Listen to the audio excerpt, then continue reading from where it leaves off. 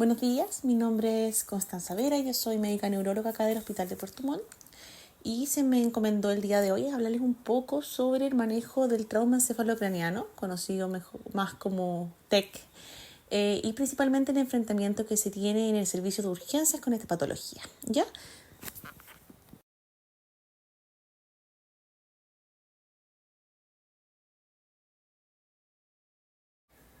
Cuando uno habla de TEC, lo primero es tener en consideración que este contempla un intercambio brusco de la energía, tanto mecánica como la misma energía cinética, que va a generar un deterioro que es físico y también funcional del encéfalo y sus envolturas.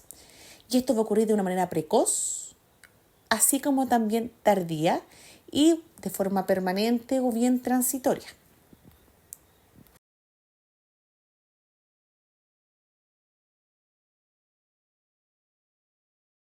¿Y por qué es relevante hablar del traumatismo encefalocraniano? Bueno, pues les comento que es la principal causa de muerte y morbilidad a nivel mundial. 90% van a ocurrir en países de ingresos medios y bajos, o sea, medios como el nuestro. Y ya vemos que dentro de lo que son en los países con ingresos medios y bajos, la principal causa van a ser principalmente los accidentes automovilísticos, y ya en países más desarrollados, uno ve que principalmente están asociados a accidentes relacionados a caída, pero también aparecen los traumas penetrantes secundarios al uso de armas blancas.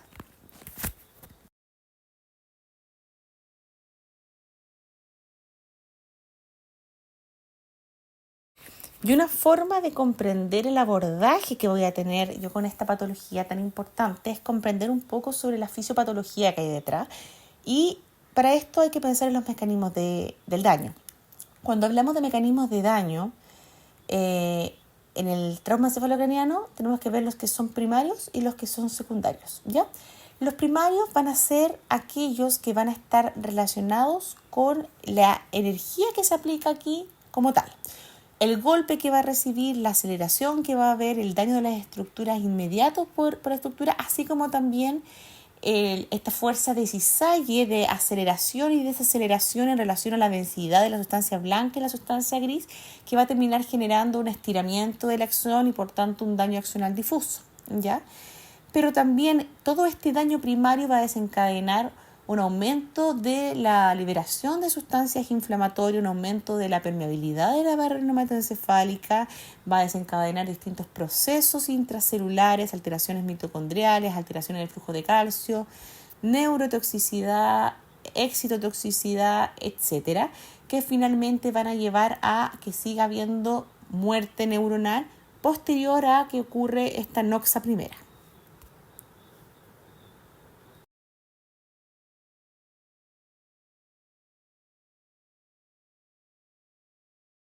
Si vemos entonces que este daño secundario no va a ser mecánico, sino que va a ser los procesos patológicos consecutivos al momento del trauma, ¿ya?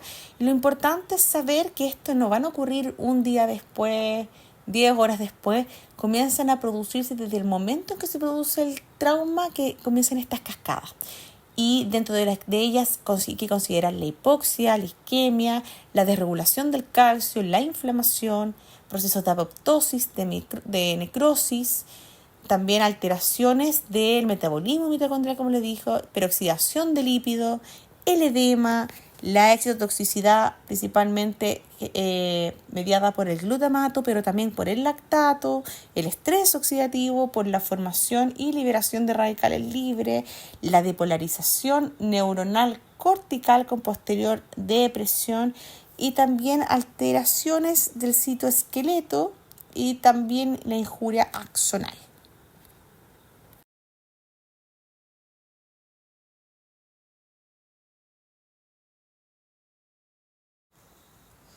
Cuando llega entonces un paciente al servicio de urgencia con un trauma encefalocraniano, muchas veces, y probablemente la mayoría, no va a venir con un trauma craneano único, sino que esto está en contexto de un politrauma.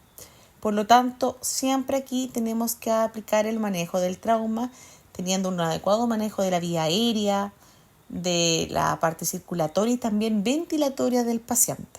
Eso es lo primero en la estabilización del paciente. Una vez que se realiza esta parte, pasamos prontamente a la evaluación neurológica y posterior a esta, con el paciente estabilizado, si es que se encuentra alguna alteración en la parte neurológica, se hace la neuroimagen.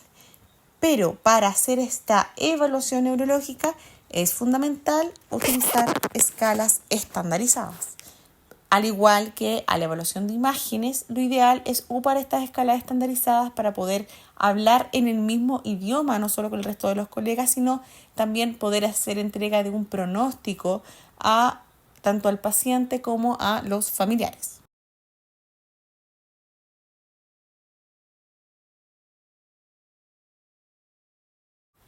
Y para la evaluación neurológica está la escala de Glasgow, que fue una escala que se creó justamente para evaluar la severidad del trauma encefalocraniano, que consta de 3 ítems: la respuesta ocular, la respuesta verbal y la respuesta motora.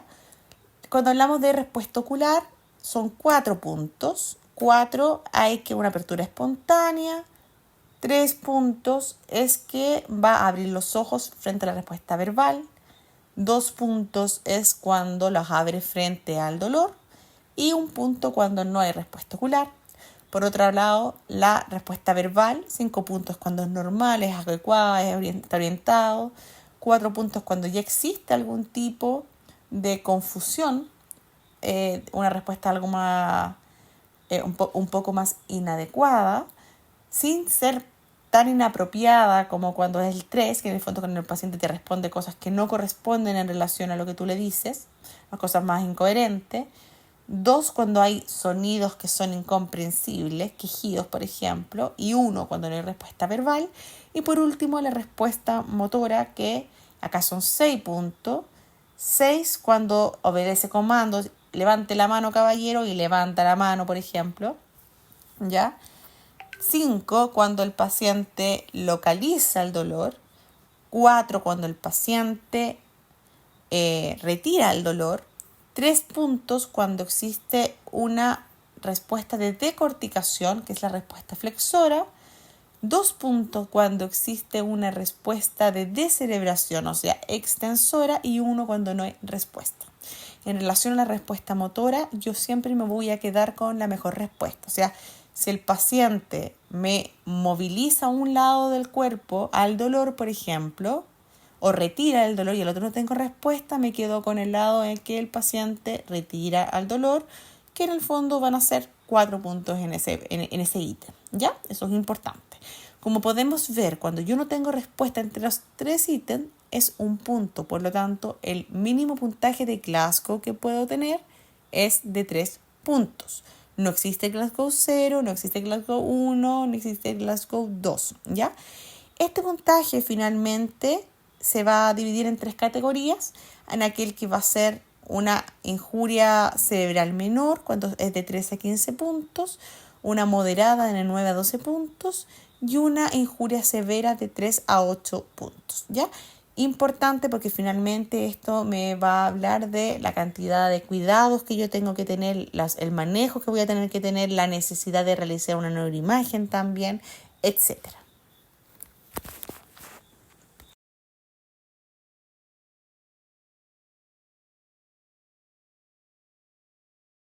Y en la evaluación clínica, además del cálculo de la escala de Glasgow, en la cual observamos distintas estructuras del paciente, las pupilas, la movilidad, la simetría, etcétera, es importante fijarnos también en algunos signos que nos están en el fondo reflejando un aumento de la presión intracraniana, ¿ya?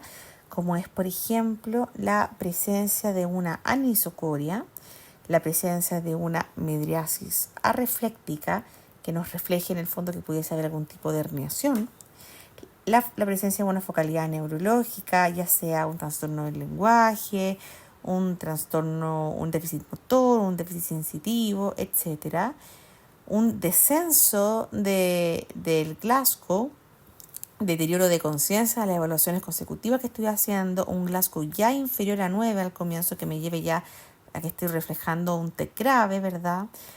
unas posturas de celebración o de corticación, o ya derechamente algo que me constituye la triada de Cushing, como es la bradicardia, la hipertensión arterial y las alteraciones del patrón respiratorio, ¿ya? Ahora, creo que ya la mayoría sabemos que la triada de Cushing en realidad no se suele ver como triada hasta cuando ya hay etapas que están muy avanzadas en la hipertensión endocraniana. Por lo tanto, hay que ser riguroso en buscar signos más precoces que nos pudiesen sugerir un aumento de la presión intracraniana para poder actuar antes de que el paciente ya se encuentre en un estado irreversible o muy difícil de revertir.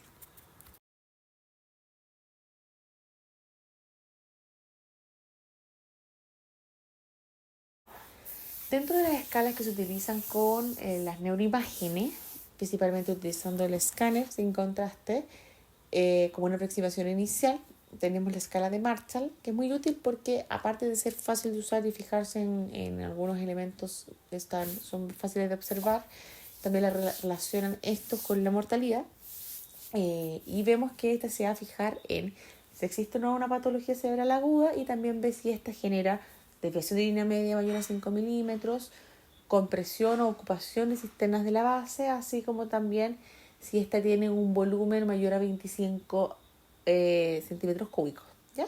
Entonces, la que es tipo 1 no tiene una lesión, tipo 2 tiene una lesión en el fondo aguda, por ejemplo un hematoma, una pequeña HCA de la convexidad, pero esta no genera una desviación de línea media mayor a 5 milímetros, no altera las cisternas de la base, ni tampoco tiene un volumen mayor a 25. En la tipo 3, aquí existe patología intracraneal y va a existir una compresión o ausencia de las cisternas de la base, pero no va a producir una desviación de línea media mayor a 5 milímetros, tampoco va a tener un volumen inicial mayor a 25 centímetros cúbicos. Ya en la tipo 3, que es la difusa, que ya son cosas más graves, esta patología va a generar una desviación de línea media, va a tener alteración en las cisternas de la base, pero no va a tener un volumen mayor a 25 centímetros cúbicos.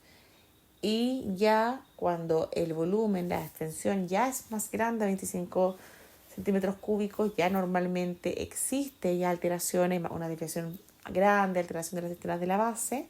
Aquí se fija principalmente si existe o no existe una posibilidad de evacuación, y eso nos va a dar una mortalidad. Entonces, si nos fijamos en la imagen que tenemos en la esquina inferior, ahí ya se ve que tengo un cerebro, ¿verdad?, que tuvo claramente una anox aguda, en donde existe una colección yuxtadural, ¿verdad?, que es un hematoma subdural, que tiene algunos focos ahí de reagudización. También hay un hematoma subgaleal, que en este caso no se considera para la puntuación.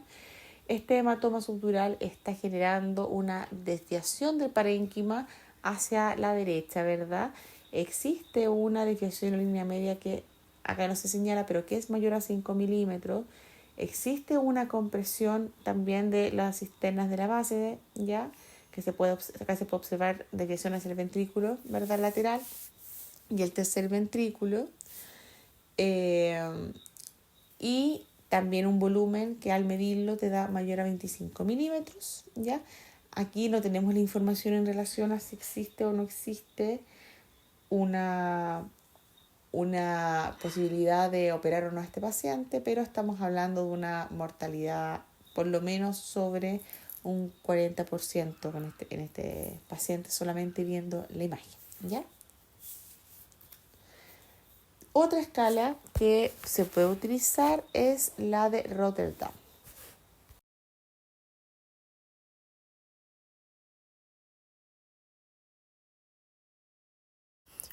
Otro score que utilizamos es el score de Rotterdam. En este se analiza la compresión de sistemas de la base, desviación de línea media, la presión de un hematoma epidural y la presencia de sangrado intraventricular o de HCA de la convexidad. Me voy a tener un poquito en la masa epidural porque, si se fijan, llama la atención que la ausencia es la que suma un punto. Esto es porque se considera que la presencia de este hematoma epidural reflejaría que a nivel parenquimatoso hay mayor daño y también hay una mayor susceptibilidad o evacuación de este hematoma, ¿ya? Por eso la ausencia es la que da el punto. Entonces, si llevamos esto al ejemplo que tenemos en el borde inferior, tenemos un paciente con una contusión hemorrágica del lado derecho, en la cual se asocia a un poco de hemorragia subaracnoidea traumática que está a nivel de la convexidad, ¿verdad? Frontal, pero no hay ni hematomas epidurales, no hay deficiencia media, no hay ocupación de las cisternas de la base, por lo tanto voy a tener ausencia de hematoma 1 punto, presencia de HCA 2 puntos. Se le suma un punto basal, como pueden ver en la parte inferior, y eso nos da un total de 3 puntos, que refleja una mortalidad de 16% a los 30 días.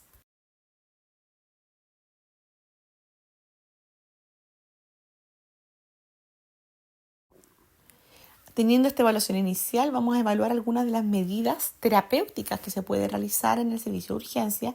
Ahora, es importante recordar que estas medidas van a ir principalmente a la prevención y manejo o retraso de aquellos daños de mecanismos secundarios que afectan posterior al trauma encefalocraniano.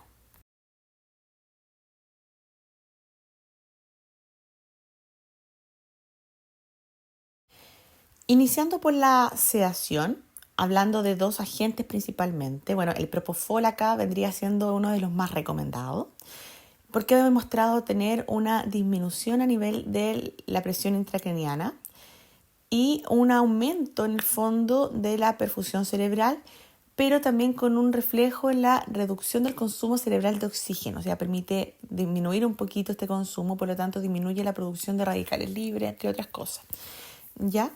Ahora, sí, en los estudios más a largo plazo no ha demostrado que ha reducido la mortalidad ni los outcomes, ni mejorado los outcomes a los 6 meses después del trauma encefalocraniano.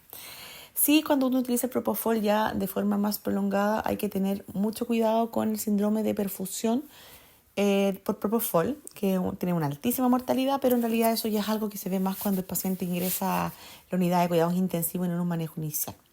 Por otro lado, los barbitúricos han mostrado que no tienen mayor utilidad cuando se utilizan en la fase aguda. No se recomienda como un profiláctico para disminuir la presión intracraniana, pero sí en aquel paciente que tiene un síndrome de hipertensión intracraniana refractario, tanto a tratamiento médico como quirúrgico, este sí sería útil y se recomienda bastante dentro de la evidencia. Sin embargo, hay que tener en consideración que tiene efectos adversos tanto en la parte hemodinámica, a nivel renal, a nivel hepático, genera inmunosupresión, ilio y también supresión adrenal. No se señala acá dentro de los distintos elementos o agentes que se utilizan, pero sí les quiero comentar el tema de la ketamina, que ha sido bastante controversial, que por mucho tiempo se pensó que la ketamina aumentaba la presión intracraniana y que estaba justamente contraindicada en el trauma encefalocraniano. Sin embargo, la verdad es que la ketamina ha demostrado que a nivel de la presión intracraniana no influye o incluso disminuye un poco la presión intracraniana, no la aumenta, ¿ya? Y es un agente que se puede utilizar.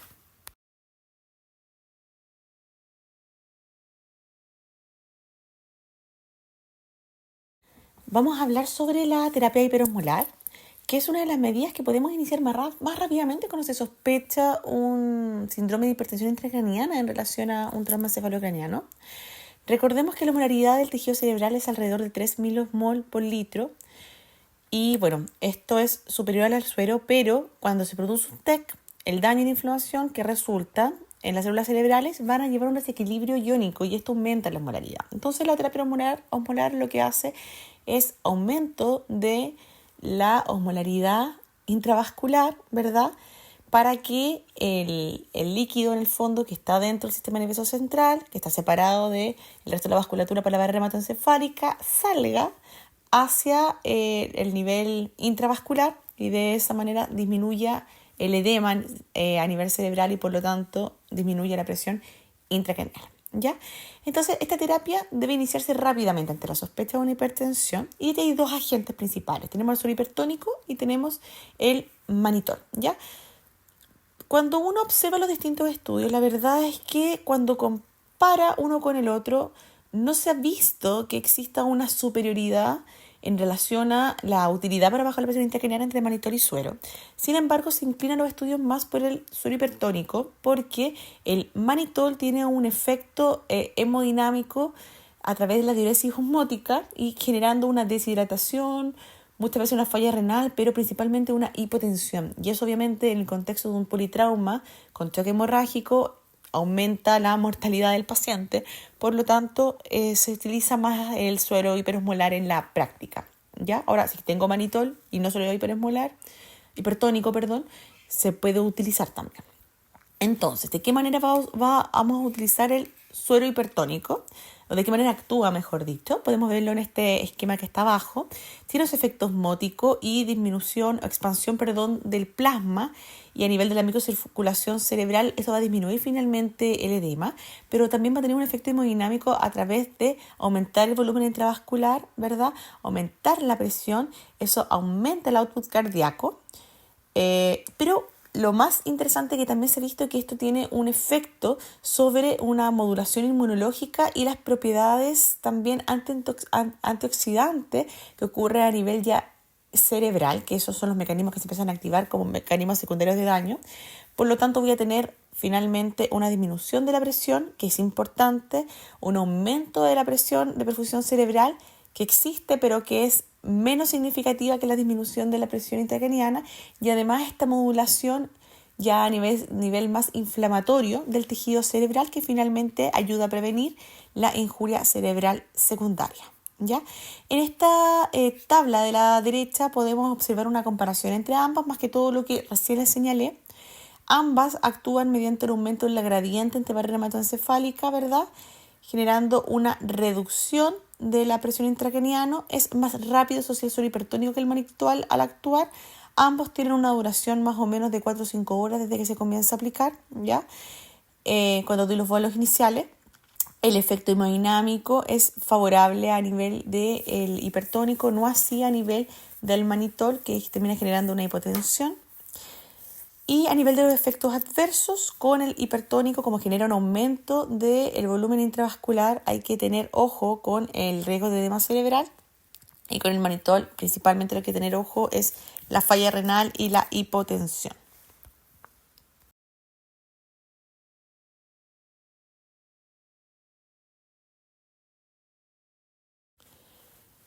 Otra medida que es ampliamente utilizada y fue muy recomendado en algún momento es la hiperventilación. Y vamos a hablar un poquito de esto porque fisiológicamente parece ser buena, dado que en la fisiología humana la ventilación es el intercambio de oxígeno y dióxido de carbono, eso lo sabemos, ¿verdad? A nivel de los alveolos pulmonares, y esta hiperventilación lograda, al aumentar la frecuencia respiratoria, aumenta la absorción de oxígeno y elimina dióxido de carbono. Y el dióxido de carbono más bajo genera una vasoconstricción de la microvasculatura cerebral y disminuye un volumen sanguíneo cerebral en el cerebro. Por lo tanto, este volumen sanguíneo más bajo a nivel cerebral va a resultar en una disminución de la PIC. Hasta ahí suena bastante lógico, ¿verdad? Ahora, en base a esta lógica, se utilizó ampliamente esta hiperventilación como una medida preventiva y profiláctica en entornos prehospitalarios y también en las urgencias cuando se sospechaba una presión intracraniana elevada. Ya una serie de estudios que empezaron a hacerse en las décadas del 2000, desafiaron este manejo tradicional de ECTEC, porque estos estudios, que en su mayoría eran observacionales prospectivos, informaron tasas de mortalidad más altas y una menor incidencia de buenos resultados neurológicos en pacientes que recibieron esta hiperventilación prehospitalaria en comparación con el grupo de pacientes que no habían sido hiperventilados, en este caso los pacientes que no habían sido intubados. Y un análisis más detallado de estos datos demostró que la hiperventilación tuvo una mayor tasa de hipocapnia grave al llegar al hospital, lo que sugirió que estos pacientes fueron hiperventilados de una manera más importante y que esto contribuyó de una manera significativa a la mortalidad. Y estos datos plantean obviamente una preocupación, ¿ya? ¿Por qué? Porque en el fondo esta mayor hipocapnia va a generar finalmente que haya una vasoconstricción cerebral inducida. Y esta vasoconstricción cerebral inducida prolongada lleva a una isquemia de la microvasculatura y también una acumulación de agentes neurotóxicos como el lactato y el glutamato, ¿ya? Esto genera finalmente una mayor excitotoxicidad, una mayor tasa de apoptosis y necrosis en el tejido. Pero además de eso, además de existir ya este daño isquémico inflamatorio inducido por esa vasoconstricción de la microvasculatura que va a ser sostenido, cuando comienza a haber ya un cese de esta hiperventilación y por tanto comienza a haber una normalización de los niveles de dióxido de carbono, va a existir una vasodilatación y por lo tanto va a haber también una aumento de la llegada de perfusión cerebral, por lo tanto una hiperemia sobre este tejido que estaba isquémico, ¿ya? Y esta hiperemia termina generando también mayor daño y mayor riesgo también de hemorragia. Y eso también aumenta el riesgo de complicaciones, aumento de morbilidad y de mortalidad, ¿ya? Le menciono todo esto porque ya se sabe que la hiperventilación rutinaria no es perjudicial y empeora los resultados en los pacientes con TEC, especialmente en la fase prehospitalaria. Sin embargo, tampoco se puede crucificar al 100%. Sí hay que ser cuidadosos. Si es que se llega a utilizar en el servicio de urgencias, por ejemplo, debe ser por periodos acotados y siempre acompañado de una medición de la presión parcial de dióxido de carbono y una capnografía para mantener los niveles de presión de dióxido de carbono entre 30 y 35, evitando que ésta sea inferior a 25.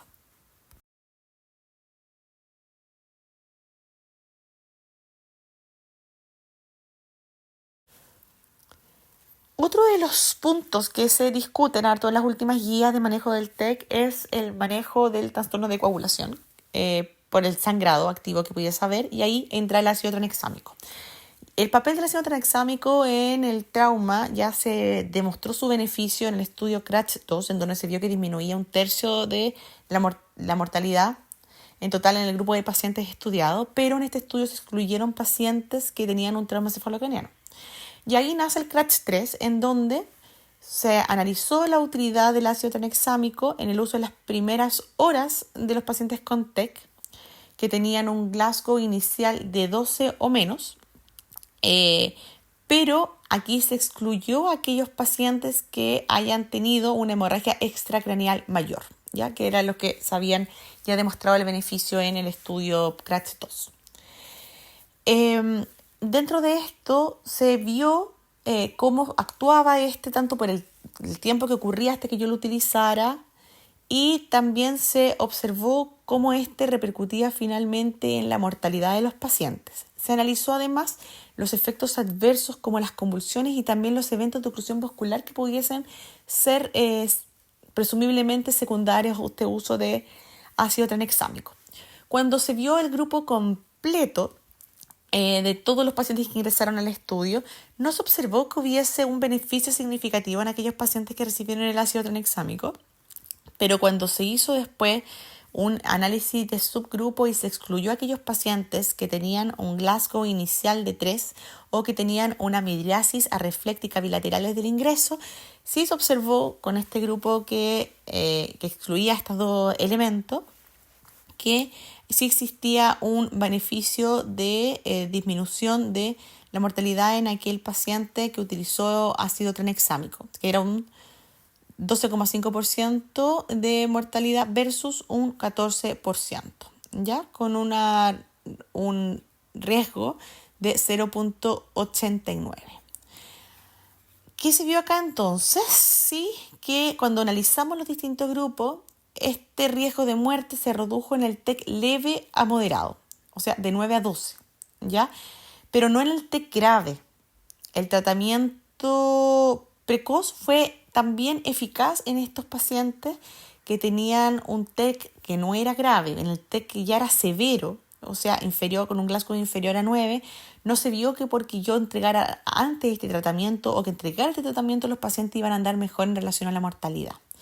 Y algo sí que fue importante cuando se analizaron estos efectos adversos potenciales que podían haber, se vio que los pacientes que recibieron ácido tranexámico no tuvieron más eventos de oclusión vascular ni de convulsiones, al menos no de manera significativa, ¿ya? Por lo tanto, sí puedo utilizar el ácido tranexámico, pero sabemos que el beneficio no se va a reflejar en mortalidad en aquellos pacientes que tengan un Glasgow de inicio o de llegada inferior a 9, y que en este trabajo se excluyeron aquellos pacientes que llegaron con un Glasgow de 3 o con una epidiáresis arefléctica bilateral.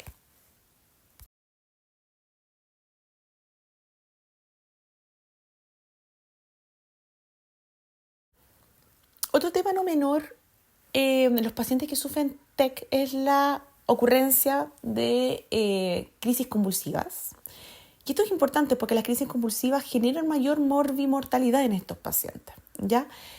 Sabemos que las incidencias de crisis postraumática va de un 0,4 hasta un 10,5%, va alrededor de eso, y que el hecho de que ocurra en el fondo una crisis postraumática aumenta el riesgo también de que el paciente presente crisis que sean no provocadas de manera tardía, o sea, posterior a los 7 días de que sufre la anoxia primaria, y eso a su vez aumenta significativamente el riesgo, hasta un 80%, de que el paciente después tenga una epilepsia estructural post-TEC en el futuro, ¿ya?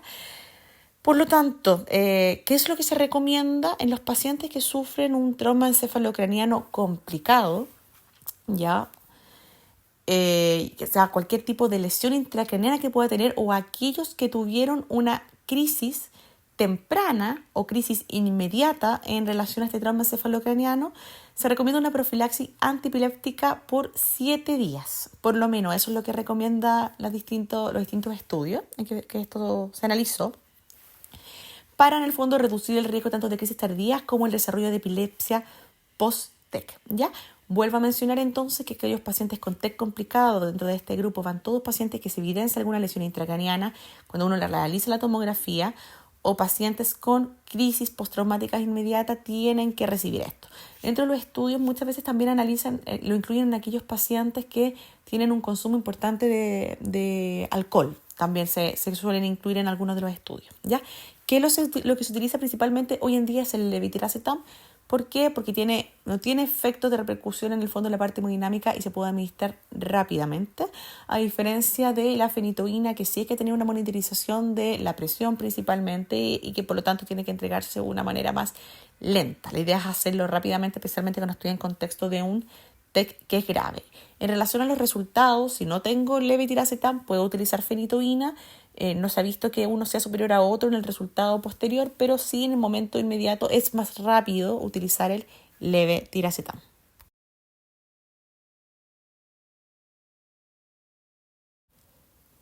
En relación al uso de terapia antimicrobiana antibiótica, se presumía anteriormente que el hecho de que un paciente tuviese una pérdida visible de líquido cefalorraquídeo, ya sea una rinorraquia, una otorraquia, o que se observara una lesión a nivel de la base de cráneo por el hecho de tener teóricamente un contacto con las cavidades perinasales, digamos, por distintos senos, tenían mayor riesgo de tener una infección posterior del sistema nervioso central, más riesgo de meningitis, por lo tanto, y eso llevar a una mayor morbimortalidad del paciente. Sin embargo, cuando esto se ha analizado, la verdad se ha visto que no existe un beneficio detrás de este grupo de pacientes, una terapia antimicrobiana, no así a los pacientes con trauma penetrante. A ellos sí se ha demostrado que se benefician de un tratamiento antibiótico, pero por periodos acotados de 3 a 5 días, ¿ya? Tampoco se justifica un tratamiento antimicrobiano cuando veo que existe neumoencéfalo. A pesar de que la presencia de neumoencéfalo habla de que por alguna parte ingresó aire, que hubo algún tipo de rotura en el fondo a nivel de meninges para que ingresara este aire hacia el cerebro. La elección del tratamiento antibiótico que uno escoge puede ser cefazolina y clindamicina. Ambas se han utilizado y recomendado en el trauma penetrante. Y en el caso de existir una herida que está visiblemente contaminada, se recomienda agregar a la cefazolina o clindamicina el metronidazol.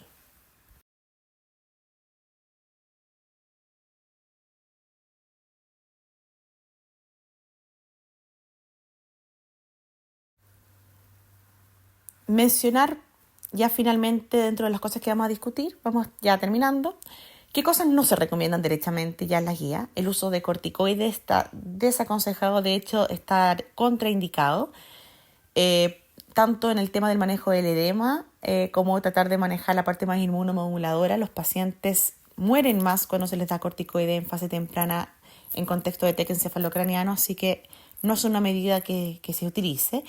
Y también el uso de la hipotermia de una manera profiláctica en pacientes con TEC grave no ha demostrado que tenga un beneficio. Los pacientes, de hecho, demostraron en los distintos estudios que requirieron posteriormente una mayor cantidad de medidas para manejar la presión intracraniana en el grupo con hipotermia. Así que hipotermia tampoco es una medida que en esta etapa inicial muestre algún beneficio para los pacientes con TEC.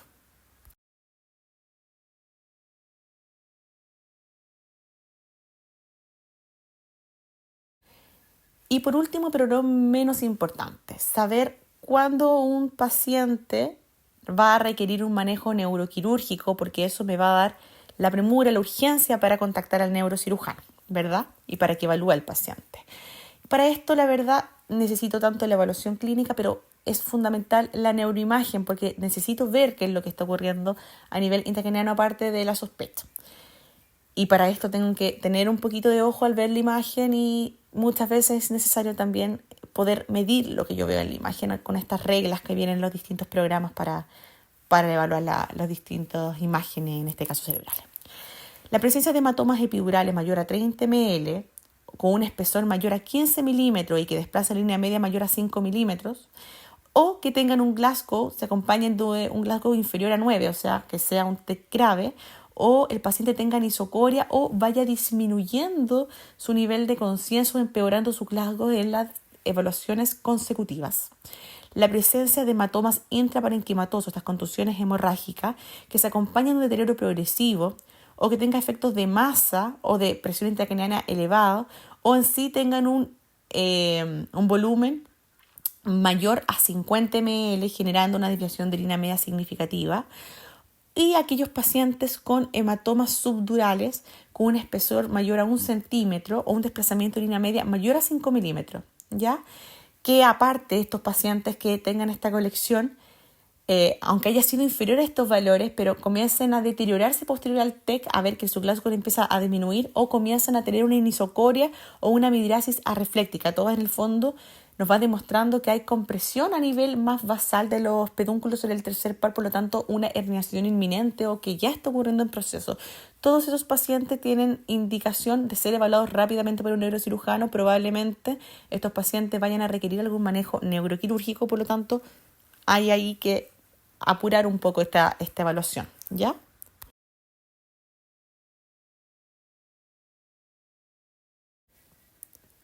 Y esperando de que hayamos logrado actualizar un poquitito y entender un poco mejor en qué se basa el manejo inicial de trauma encefalocraniano, tenemos las siguientes conclusiones. El trauma encefalocraniano es una patología frecuente, es la principal causa de muerte y morbilidad a nivel mundial, por lo tanto hay que conocer el manejo y 90% se van a concentrar justamente en países que son de medios y bajos ingresos, por lo tanto acá dentro de estos países se encuentra Chile. Las medidas que se utilizan inicialmente en el servicio de urgencia apuntan a disminuir o retardar los mecanismos de daños secundarios que ya señalamos. Todo paciente que ingresa con un trauma encefalocraniano primero debe ser estabilizado. Posterior a eso inicia la evaluación neurológica y la utilización de neuroimagen. Es fundamental que al evaluar al paciente se utilicen escalas que están estandarizadas como el Glasgow e intentar también utilizar estas escalas estandarizadas para la interpretación de la neuroimagen, para intentar hablar en un idioma similar. Estar atento también a los signos precoces o ya evidentes de un aumento de presión intracraniano. Idealmente no llegar a una triada de Cushing para sospecharla, por supuesto. Y en relación a las medidas dentro de la sedación, preferir el propofol por los efectos que ha demostrado en disminuir la PIC y también disminuir el consumo de oxígeno. La terapia hiperosmolar, preferir el suero hiperosmolar, fundamentalmente también cuando el TEC se acompaña de otro tipo de hemorragias a nivel sistémico. La hiperventilación no se recomienda en una etapa prehospitalaria y en caso de utilizarse en el servicio de urgencia debe hacerse con mucha precaución, evitando la hipocapnia grave y utilizándose siempre acompañado de una capnografía y una medición de la PCO2. La utilización de ácido tranexámico para la reversión de los trastornos de coagulación ha demostrado que tiene un beneficio discreto en aquellos pacientes con un TEC moderado, y en ello se utiliza dentro de las primeras 3 horas para disminuir la mortalidad, no habiendo mayor ocurrencia de eventos vasculares por una hipercoagulabilidad refractaria. Los pacientes que tienen un TEC complicado o que presentaron una crisis postraumática precoz se benefician de utilizar un antiepiléptico profiláctico por 7 días post-TEC para disminuir la ocurrencia de crisis tardías y posterior desarrollo de epilepsia estructural post-TEC. El tratamiento antimicrobiano no se utiliza de rutina, salvo aquellos pacientes con un trauma penetrante durante periodos acotados, eso sí.